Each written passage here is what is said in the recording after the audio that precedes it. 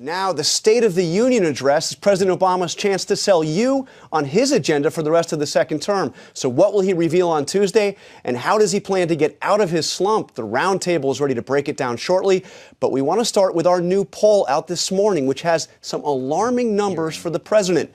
We took it straight to a top Obama advisor who shapes the White House message every day, White House Press Secretary Jay Carney. Thank you very much. The State of the Union is perhaps President Obama's biggest and best chance to get the mojo back. There is much progress to report. A make-or-break moment for a White House struggling. Just look at this stunner from the latest ABC News Washington Post poll. Only 37% of the public think the president has the ability to make the right decisions for the country. How can the president lead when barely a third trusts his ability to make the right decisions?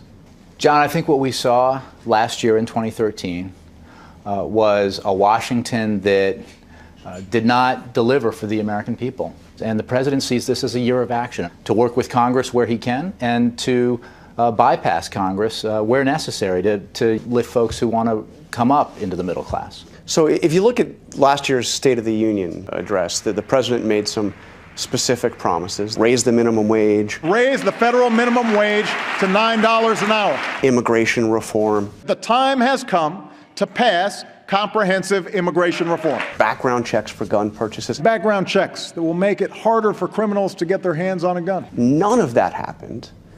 Isn't this year only going to be harder? Those were calls for action that involved Congress. The president's very disappointed that the Senate failed to heed the will of the vast majority of the American people when it came to expanding background checks. On immigration reform, we're actually optimistic that 2014 will be the year that Congress delivers to the president's desk a bipartisan, comprehensive immigration reform bill that meets the principles he laid out and that he can sign into law. But it's what the president has already signed into law. We are done. His signature achievement, health care reform, that's shaping up to be the biggest headache for Democrats in 2014. Our poll shows 59% disapprove of how Obamacare has been implemented. And conservative groups are blasting Democratic candidates over Obamacare.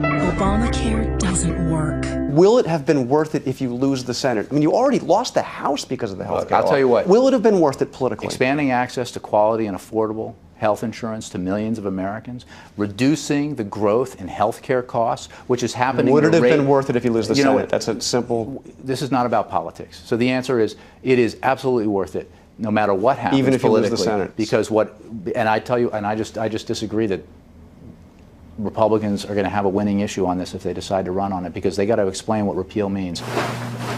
In the State of the Union Tuesday, a key focus for the president, income inequality. But many Republicans say the president is to blame for rising poverty. Senator Tim Scott told my colleague Jeff Zeleny. 7 million more Americans are living in poverty today that were not in poverty when Bush was leaving office. I assume Senator Scott didn't note is that a lot of people were thrown into poverty by the worst recession since the Great Depression, which was in full bloom when President Obama was sworn into office. But the president's had 5 years, Jay. I mean, 5 years. The economic crisis is in the rearview mirror. The Bush years are in the rearview mirror. Doesn't the president bear some responsibility? He has policies for the fact that the poverty rate in America has gone up. The gap between rich and poor is only greater. What I can tell you, John, is that the problem and the challenge the president has identified has been one in the making for over 30 years. Then there's the criticism leveled by the executive editor of the New York Times, who called the Obama White House the most secretive White House I have ever been involved in covering. You covered White Houses as a reporter for Time magazine.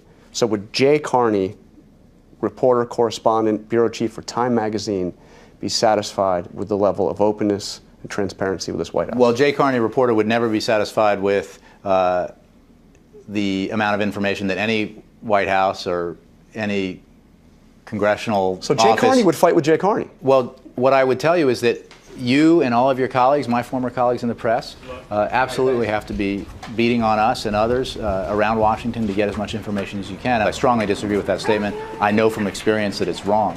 And we provide an extraordinary amount of information and access to reporters, and we work every day to provide more.